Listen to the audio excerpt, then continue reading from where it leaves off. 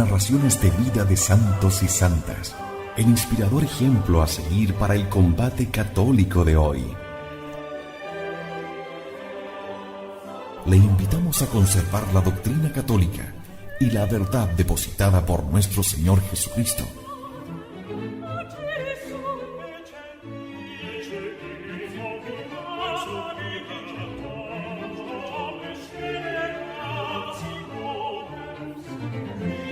Somos Convicción Radio, auténtico catolicismo, por la gloria de Dios y la salvación de las almas.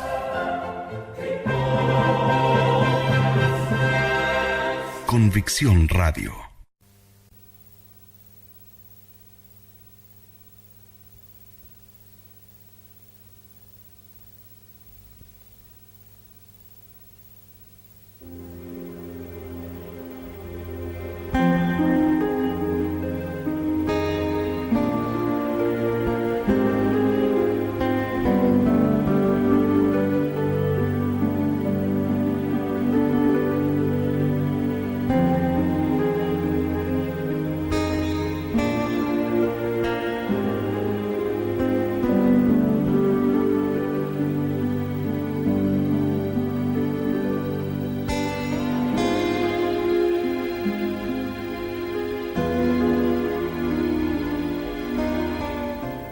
Después de aquellos años en Cartago, volvió a Tagaste, su ciudad natal, donde abrió cátedra por primera vez. A los 13 años, Agustín había dejado Tagaste para estudiar letras. A los 20 años, estaba de vuelta en su patria después de las victorias de Cartago para enseñar gramática.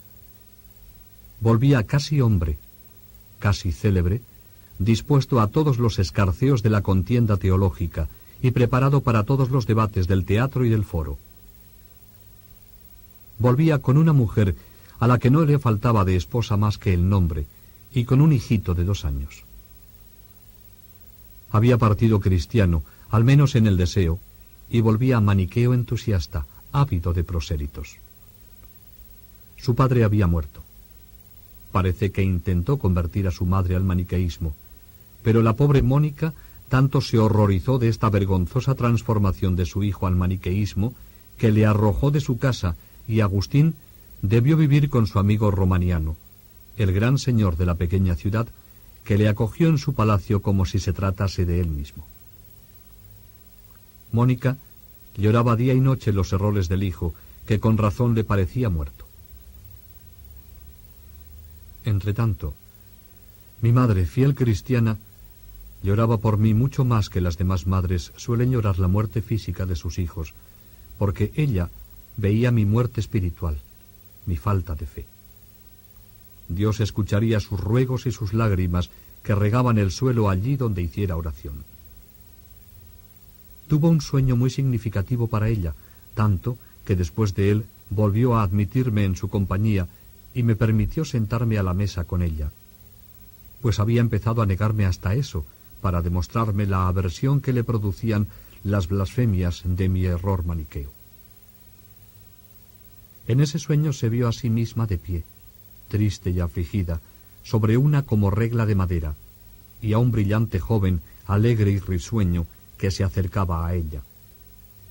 El joven le preguntó por qué estaba triste y por qué lloraba, no porque no lo supiera, sino para dar pie con su pregunta a decirle el verdadero sentido de sus lágrimas. Ella le respondió que lloraba por mí, porque me veía perdido. Sin embargo, el joven le dijo que se tranquilizara y que mirara cómo donde ella estaba también yo. Y ella miró y me vio a mí también de pie sobre la misma regla de madera.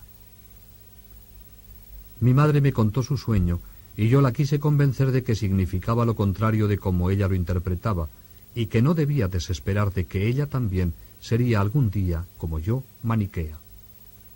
Inmediatamente ella, sin vacilar ni un instante, me respondió. No me dijo donde él está, estás tú, sino donde estás tú, está él. Me parece que me impresionó más esta respuesta de mi avispada madre por no haberse turbado con una explicación torcida como la mía, que el mismo sueño que me contó. Sin embargo, todavía tuvieron que pasar casi 9 años para que se realizara el sueño de mi madre. Mientras tanto, continué revolcándome en aquel abismo de cieno, entre las tinieblas del error, hundiéndome más cuantos más esfuerzos hacía por salir de él.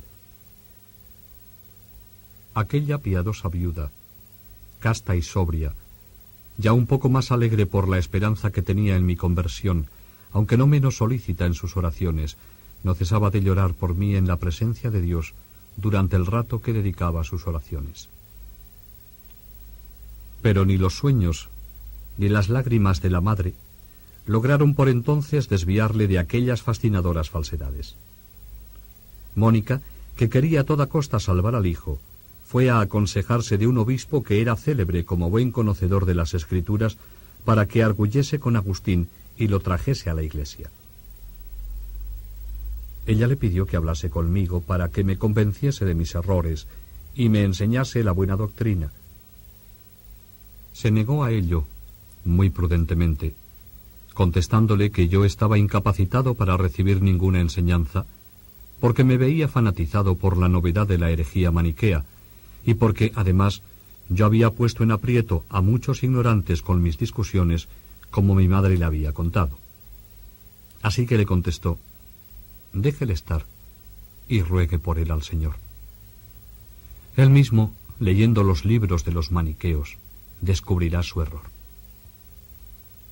Mi madre no se tranquilizó con esto, sino que le insistió de nuevo, y hasta lloró, rogándole que se entrevistara conmigo, que discutiera conmigo. Él, cansado ya de su importunidad, le dijo: váyase en paz y quédese tranquila. No es posible que el hijo de tantas lágrimas muera.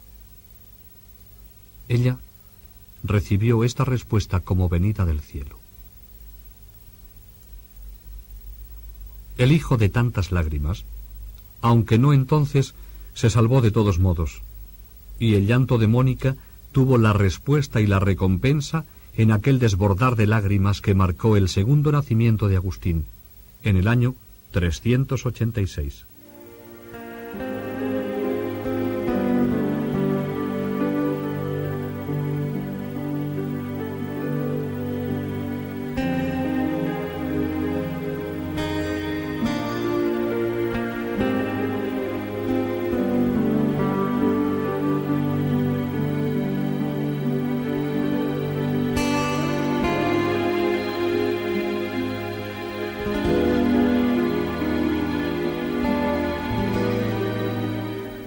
Y Agustín se divertía. Iba en busca de coronas de heno y aplausos teatrales. Creía creer que tenía en la mano la verdad y anhelaba la fama. Fama de su tierra, aplauso de sus paisanos pueblerinos, aunque siempre gratos a los ambiciosos oídos de sus 20 años. Iba a por salas y escenarios ya para declamar algún bello trozo de efecto épico o trágico, ya para recitar poesías suyas en los certámenes públicos anunciados en bandos por la autoridad de la provincia. Agustín había encontrado en su pueblo a uno de sus amigos de infancia y que ahora había ocupado en su pecho el primer lugar, más alto que el del mismo Romaniano. No podían pasar el uno sin el otro. Comunes eran sus alegrías, gustos, pensamientos y estudios. Era también de familia cristiana, pero el prestigio dominante de Agustín le había seducido hacia las creencias maniqueas, y así nada les separaba ya. Esta amistad, más dulce que todas las dulzuras de mi vida, nos dice Agustín, duraba 1 año cuando el joven enfermó gravemente. Mientras yacía postrado, sin conocimiento, sus padres le hicieron bautizar. Agustín no dio importancia a aquel sacramento administrado sin la voluntad del enfermo, y se persuadió de que al volver en sí se reiría de ello con él. El joven se alivió, y Agustín empezó a chancear sobre aquel lavado dado a un cuerpo insensible.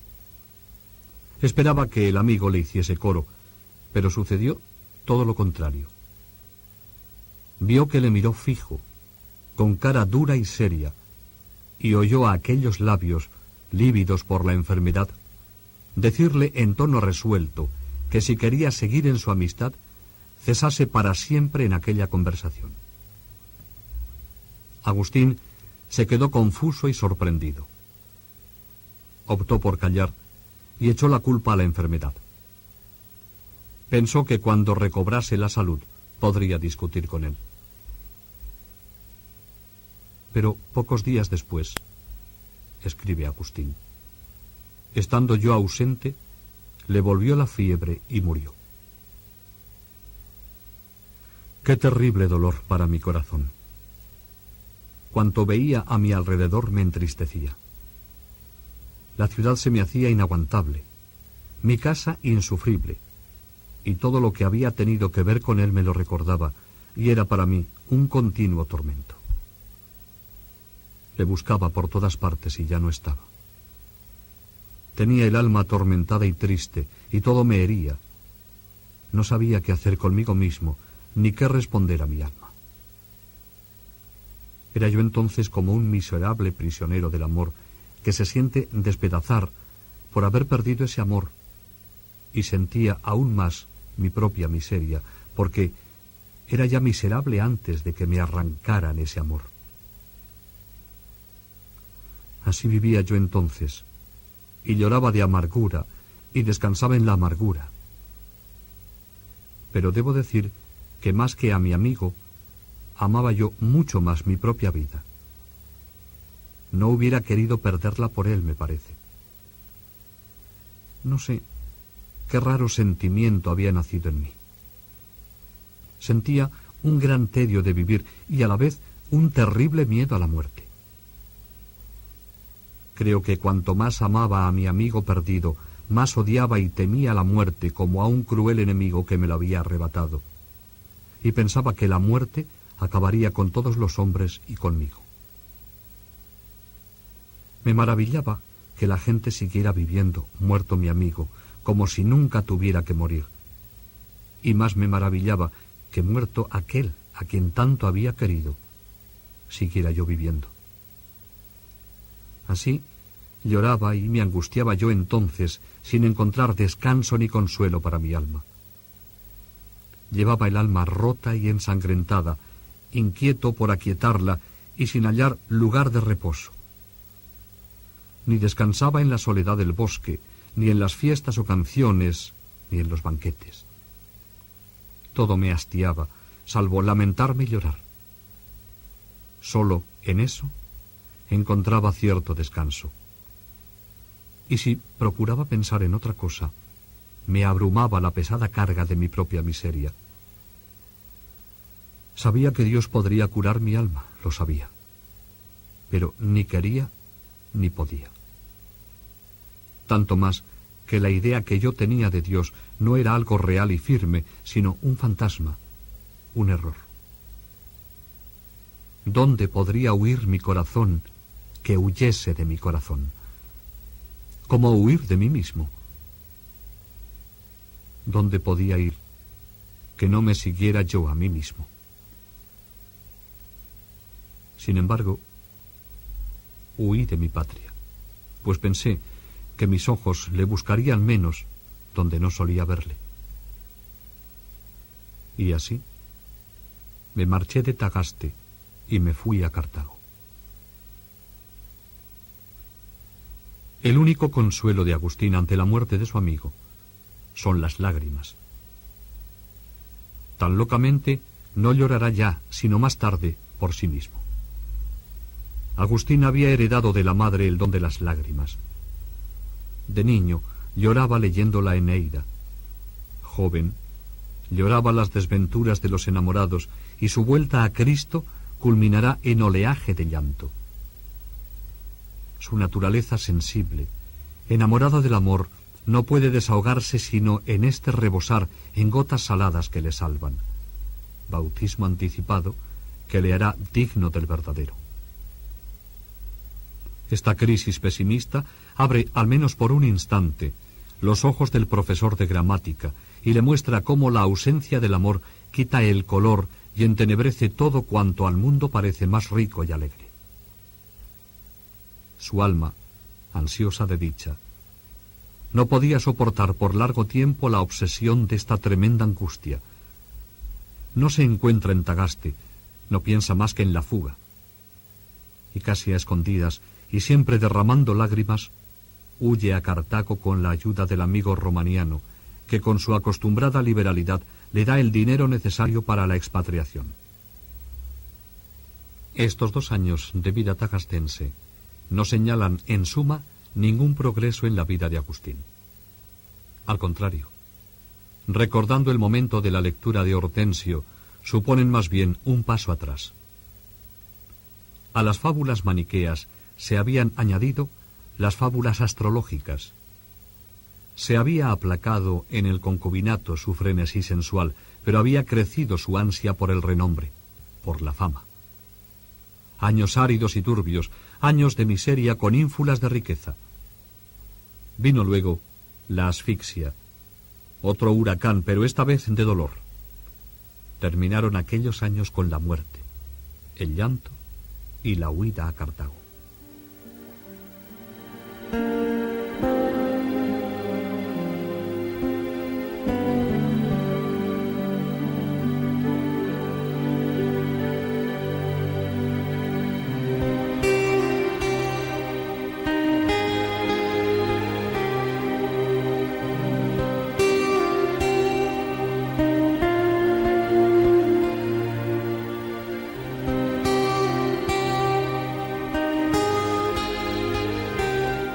Cuando escribió Diálogos contra los académicos, dio a Agustín otra razón de su traslado a Cartago: el deseo de elevarse a más alta profesión, es decir, a mayor fortuna, en una ciudad mayor.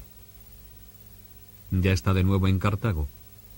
Allí experimentó los beneficios, terribles, si lo pensamos bien, del tiempo.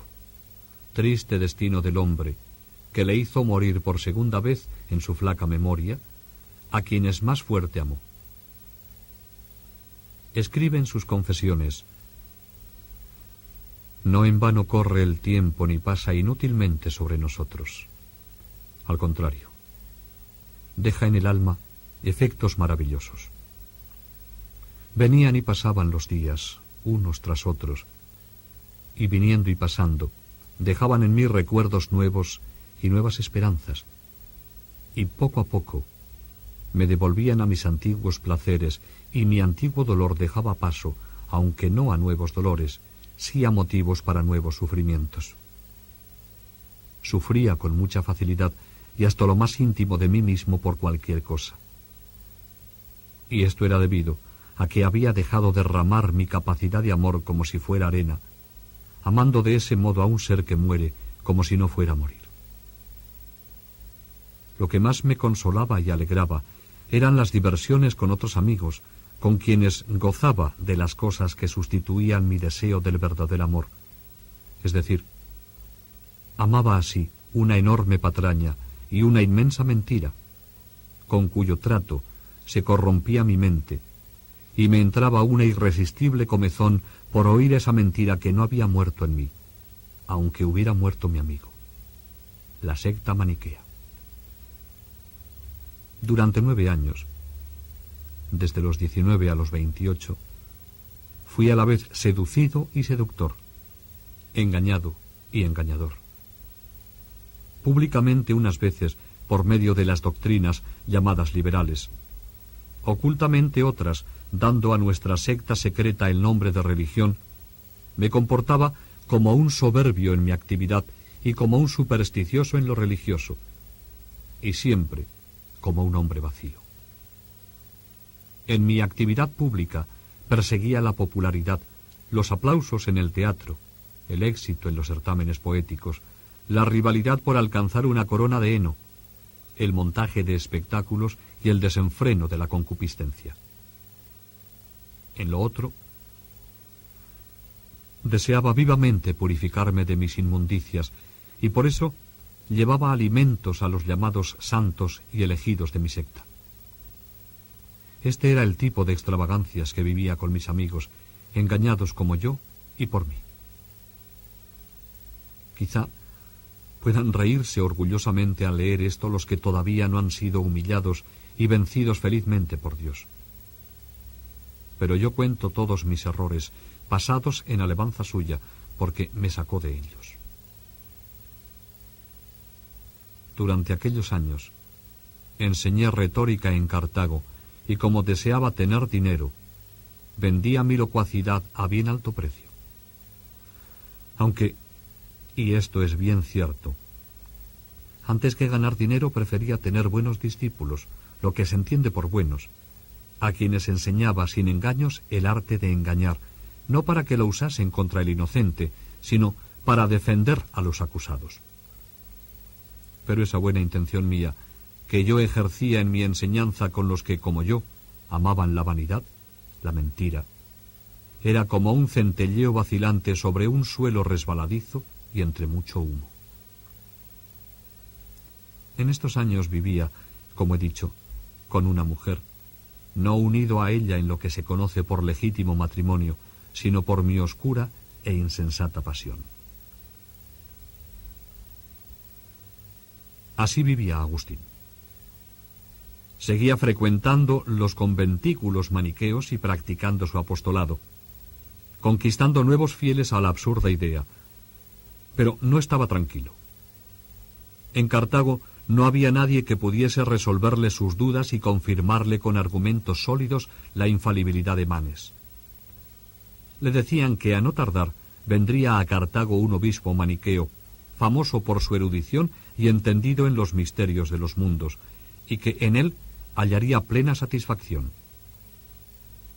Llegó, por fin, este pozo de ciencia, y Agustín no veía la hora y el momento de ser iluminado y tranquilizado. Este obispo maniqueo era Fausto de Milevio. También era númida, y al principio hizo al impaciente Agustín una buena impresión. Hablaba bien, bastante mejor que todos los que había oído hasta aquel momento, pero no decía nada que Agustín no hubiese leído o escuchado 1000 veces. Finalmente, pudo visitarlo casi por asalto, y le expuso a bocajarro las dificultades que le habían turbado, esto es, las contradicciones entre las enseñanzas de Manes acerca del cielo y los resultados de la astronomía griega. Fausto sinceramente le confesó que no sabía ni entendía nada de aquello. Y efectivamente, entrevistándose varias veces con él, el inquieto profesor se dio cuenta de que Fausto no era más que un propagandista barnizado de un poco de literatura, y de que toda su sabiduría consistía en una facilidad de palabra mayor que la de los demás. No ignoraba, dice Agustín, su ignorancia. Por esta franqueza se le hizo tan simpático que siguió alabándole, y pasando largos ratos razonando sobre literatura, y leyéndole a Agustín obras que él no conocía.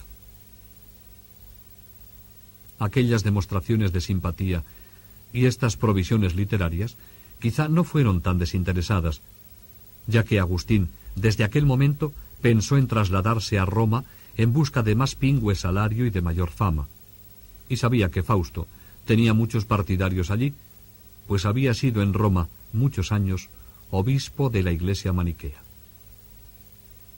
Dar prueba de su valor y de su cultura a Fausto era el medio seguro de obtener eficaces recomendaciones.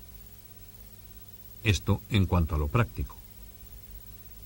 En cuanto a su interior, la declarada incompetencia de uno de los jefes más célebres de la secta fue para Agustín el principio del arrepentimiento, y Fausto, en vez de ser un lazo del demonio, fue para él sin quererlo el cuchillo que dio el primer corte al collar que le tenía prisionero. Pero no por esto abandonó a los maniqueos, ya que ninguna verdad más veraz brillaba todavía en su espíritu, seducido y seductor. Pero no fue de ellos con el mismo entusiasmo que antes. Era ya otro, soldado con ideas de desertor. Maniqueos fueron probablemente unos amigos que le exhortaron a que dejase Cartago para ir a Roma, campo más vasto para las ganancias más crecidas y mayor fama. Pero lo que más que nada le animó fue su antipatía por el libertinaje de los estudiantes cartagineses. Parece, por lo que cuenta, que aquellos desalmados y alborotadores estudiantes fuesen una verdadera calamidad para el profesorado y para toda la ciudad. Invadían de repente las aulas a que no pertenecían, echando por alto la disciplina y la quietud de los estudios y trastornándolo todo. Los célebres demoledores o destructores, que habían sido los compañeros a la fuerza tolerados por Agustín, proseguían con sus estúpidas hazañas y el pobre universitario no podía más. Ya le habían hecho poca gracia cuando de mal grado había debido aceptar su compañía. De profesor, le irritaban y asqueaban. Oyó que en Roma aquellas costumbres vergonzosas eran desconocidas y que la disciplina era más severa. Y así, convencido por tantos motivos, se decidió resueltamente a dirigirse a la capital del imperio, donde tantos retóricos de provincias habían logrado sensacional fortuna. El único obstáculo era su madre.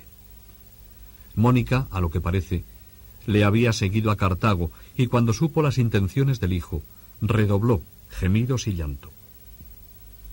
Manes se había apoderado del alma de Agustín y le había alejado de ella.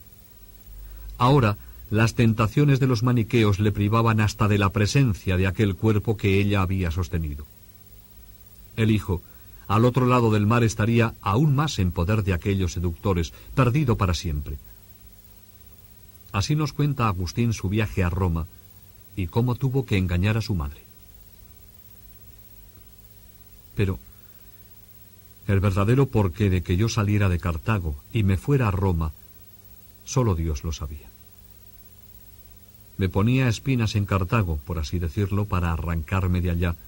Aunque yo buscara una falsa felicidad, él quería la salud para mi alma, sin indicármelo a mí, ni a mi madre, que lloró enormemente mi partida y me siguió hasta el mar. Tuve que engañarla para lograr separarme de ella, porque me retenía por la fuerza y me quería obligar a desistir de mi propósito o llevarla conmigo.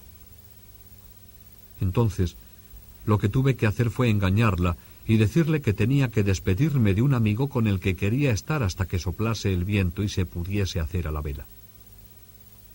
Pero ella no quería por nada del mundo volverse sin mí.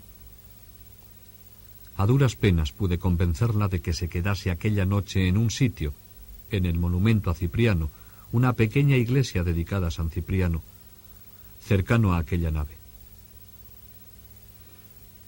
Y aquella misma noche partí a escondidas de ella y la dejé llorando y rezando. De esta manera engañé a mi madre, a una mujer como ella, y me escapé.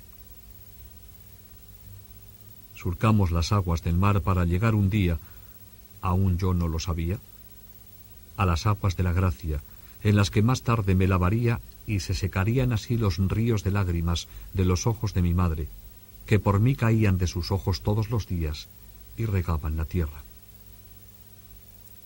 Ella pedía a Dios que no me dejase navegar, pero Dios, que ve las cosas desde más alto, escuchó mejor su deseo.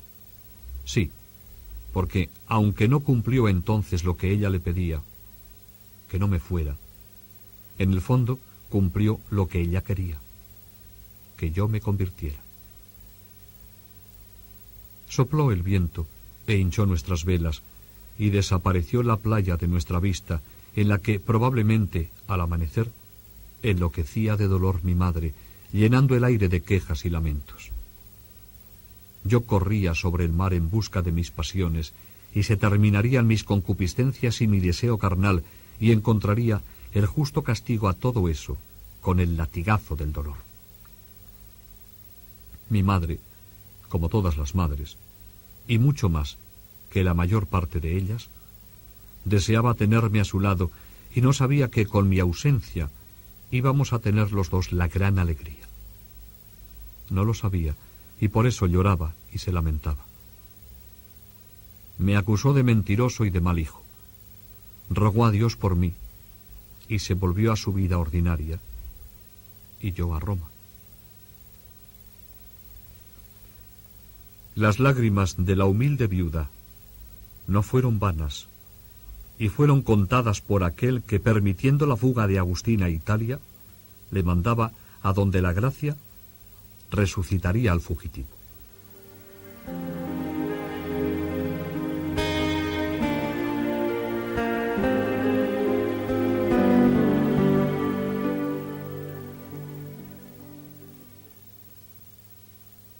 Convicción Radio, siempre por la verdad.